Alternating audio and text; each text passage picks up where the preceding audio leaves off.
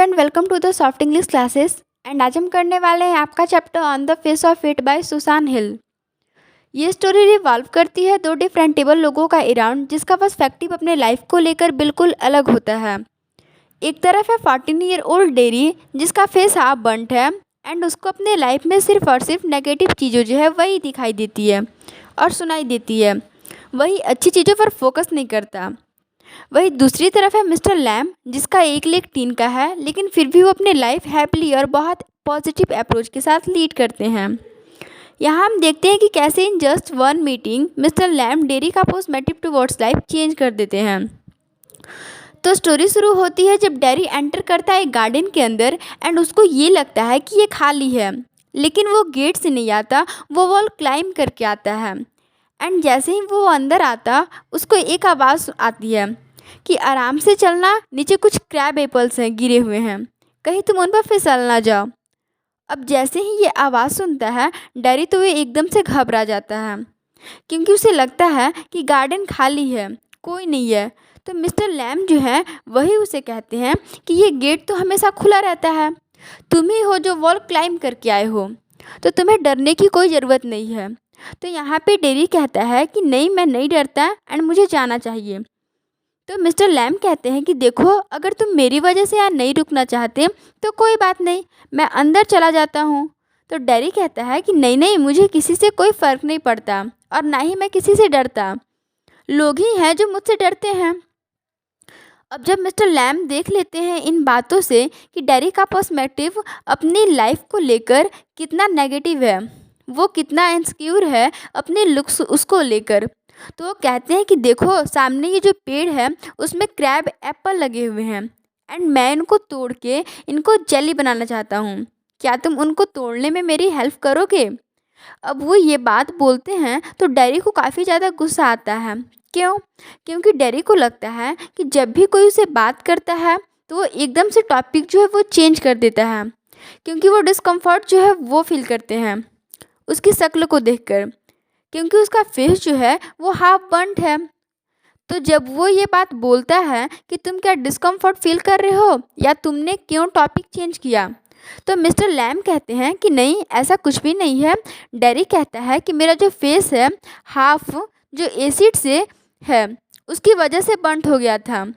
अब Mr Lam उसको अपना गार्डन दिखाते हैं और कहते हैं देखो, इस गार्डन में बीड्स भी हैं और बहुत सारे लोग जो हैं बीड्स को कहते हैं कि ये अनवांटेड प्लांट्स हैं, लेकिन मैं तो इनको ऐसा नहीं समझता, मैं तो इनको बहुत अच्छा समझता हूँ।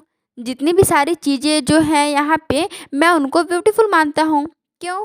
क्योंकि ये सारी क्रिएशन ऑफ गॉड है, चाहे तुम हो, चाहे मैं हूँ, चाहे ये गार्डन ही क्यों ना हो, चाहे फ्लावर्स हो, ये सारी की सारी चीज़ें जो गॉड ने क्रिएट की है, इसलिए ये सारी चीज़ें ब्यूटीफुल है एंड तुम्हें अपने बारे में ऐसा नहीं सोचना चाहिए। इनफैक्ट वो डेरी को कहते हैं कि देखो, मेरी वन लेग जो है वो टीन की है, तो क्या फ़र्क पड़ता है उससे। देन डेरी कहता है हाँ हाँ ठीक है, तुम अब मुझे लेक्चर देना मत शुरू करो, मुझे सब यही बताते हैं कि तुमने वो ब्यूटी एंड बीट्स वाली कहानी तो सुनी ही होगी, handsome his what handsome does, और जो प्रिंसेस है उसे बीट से प्यार हो गया था। लेकिन ये सारी चीज़ें जो हैं वो सिर्फ़ और सिर्फ स्टोरी बनकर ही रह जाती है, मेरे साथ रियल लाइफ में ऐसा कभी नहीं होगा, मुझे कभी भी कोई प्यार नहीं करेगा, सब मुझे देखकर यही कहते हैं कि मैं अगली हूँ। इनफैक्ट मुझे कोई किस भी नहीं करेगा, सिर्फ मेरी मदर ही है जो मुझे प्यार करती है, किस करती है। एंड हाफ टू मेरे फेस के दूसरे तरफ जो जला हुआ है नहीं, उस तरफ ही किस करती है। And she doesn't mean to, इसलिए मेरे साथ ये जो सारी चीज़ें जो हैं कभी नहीं होने वाली। अगर मेरा फेस जला हुआ है तो ये अभी भी जला हुआ है एंड पूरे लाइफ टाइम ऐसा ही रहेगा, वो चेंज नहीं होने वाला। डेरी बताता है मिस्टर लैम को कि एक बार वो बस स्टॉप पे थे एंड उसने दो ओमेन को आपस में बात करते हुए सुना एंड उन्होंने ऐसा कहा कि देखो, इसका फेस कितना अगली है, ये एक ऐसा फेस है जो सिर्फ और सिर्फ एक मदर ही लव कर सकती है। अब मिस्टर लैम डेरी की ये जब बातें सुनते हैं तो उसे पूछते हैं कि तुम अपने लाइफ में सिर्फ और सिर्फ नेगेटिव चीज़ें ही सुनते हो, कुछ अच्छी चीज़ें नहीं सुनते क्या?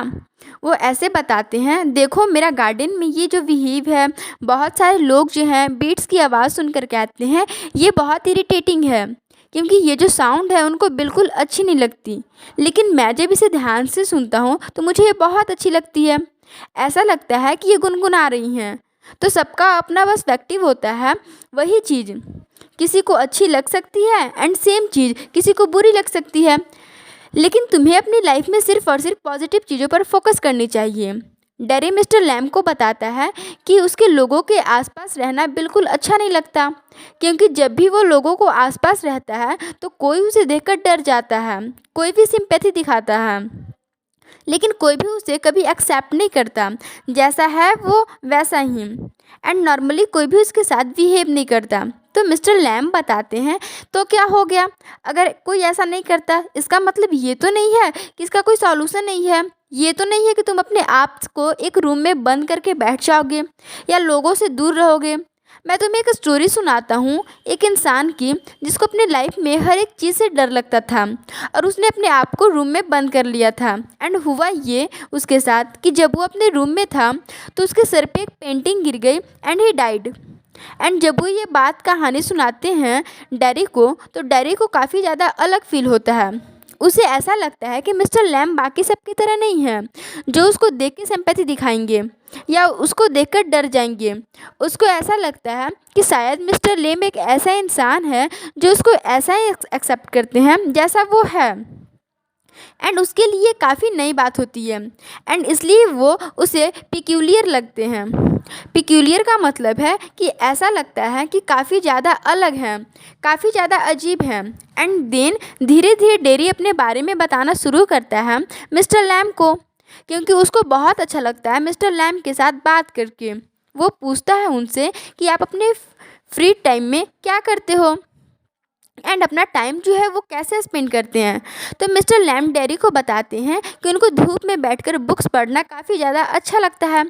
वो बच्चों के लिए टॉफ़ीज़ बनाते हैं, जेली बनाते हैं एंड वो उसको दिखाते हैं कि देखो मेरा जो घर है इसमें कई कर्टन्स नहीं है। क्यों? क्योंकि मुझे किसी भी चीज़ की सट आउट करना बिल्कुल अच्छा नहीं लगता, चाहे वो लाइट हो या डार्कनेस हो। मुझे ये सारी की सारी चीज़ें जो हैं वो काफ़ी ज़्यादा पसंद है। अब डैरी बताता है कि एक दिन उसे अपने पेरेंट्स को बात करते हुए सुना और वो ये बात कर रहे थे या चिंता कर रहे थे कि उनको बच्चों को जो फ्यूचर है वो कैसा होगा। तो मिस्टर लैम कहते हैं इसमें टेंशन लेने की क्या बात है, तुम्हारे पास इतनी सारी अपॉर्चुनिटी है, ये जो वर्ल्ड है वो ढेर सारी अपॉर्चुनिटी से भरा हुआ है, तुम जो चाहते हो वो तुम कर सकते हो। एंड देन देरी पूछता है मिस्टर लैम से कि आपका कोई फ्रेंड है कि नहीं। तो मिस्टर लैम कहते हैं कि हाँ मेरे बहुत सारे फ्रेंड्स हैं, जो भी मेरे गार्डन में आते हैं वो सारे मेरे फ्रेंड्स हैं, इनफैक्ट तुम भी मेरे फ्रेंड्स हो। तो डैरी कहता है ऐसा थोड़ी ना होता है कि कोई भी स्ट्रेंजर आपके गार्डन में आए या मैं ही आ गया तो मैं आपका फ्रेंड हो गया। तो मिस्टर लैम कहते हैं क्यों, ऐसा क्यों नहीं है, तुम मेरे एनिमी भी तो नहीं हो, तुम यहाँ पे आए हो, तुम्हें यहाँ बैठना अच्छा लगता है तो तुम मेरे फ्रेंड हुए। तो डैरी जब ये बात सुनता है तो उसको काफ़ी ज़्यादा अलग अलग लगता है। इतना अलग फील उसने कभी नहीं किया होगा। ये पॉजिटिविटी जो उनको मिस्टर लैम से मिलती है ये उसको कभी भी अपने लाइफ में रिसीव नहीं हुई होती है। मिस्टर लैम डैरी को ये बात समझाते हैं कि देखो एसिड ने सिर्फ और सिर्फ तुम्हारा फेस जो है उसे बर्न किया है। तुम अपने लाइफ में सिर्फ और सिर्फ नेगेटिविटी पे फोकस करोगे, हेट पे फोकस करोगे या लोगों की नेगेटिविटी बातें सुनोगे तो ये चीज़ें तुम्हें कई ज़्यादा नुकसान पहुंचा सकती है। इसलिए तुम्हें फोकस करना है कि तुम अपने लाइफ में वो चीज़ें करो जिससे तुम्हें अच्छा लगता हो, जिससे तुम्हें खुशी मिलती हो। एंड कोशिश करो जितना भी हो सके अपने लाइफ में हर चीज़ की ब्राइट साइड और पॉजिटिविटी जो है देखो।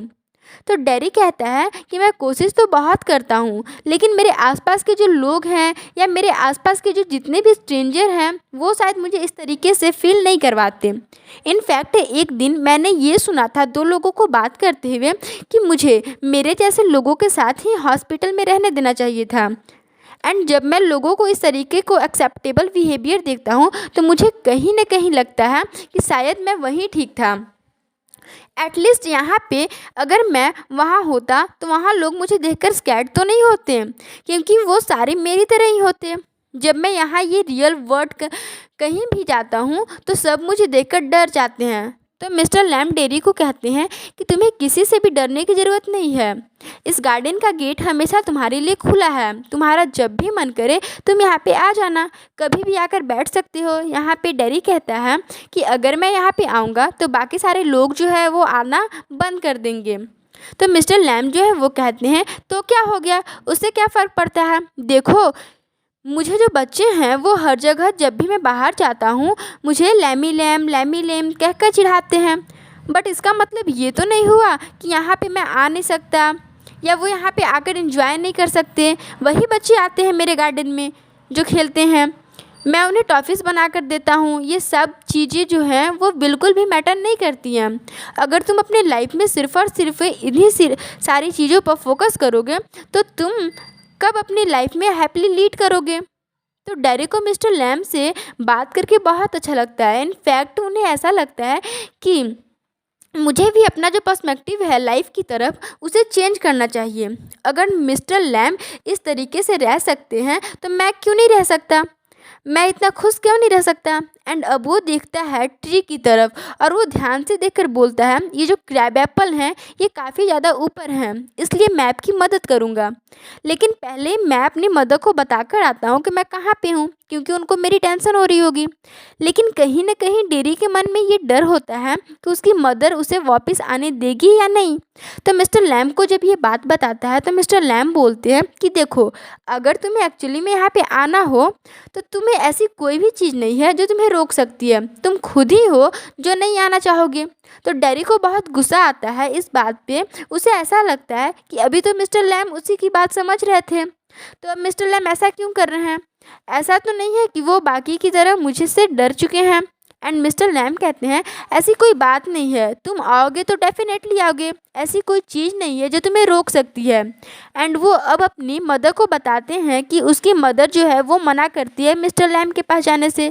लेकिन जैसे ही वो मिस्टर लैम्ब के पास जाता है, क्रैब एप्पल्स तोड़ रहे होते हैं एंड मिस्टर लैम्ब जो है उनके बैलेंस वहाँ पे बिगड़ जाता है एंड वो गिर जाते हैं एंड इज़ डाइड। तो इतने में डेरी आता है, उनकी तरफ देखता है तो बहुत ज़्यादा बुरा लगता है उसे। एंड थोड़ी देर में वो आ जाता तो उनकी हेल्प कर पाता। देन ये चैप्टर यहीं पे ख़त्म होती है।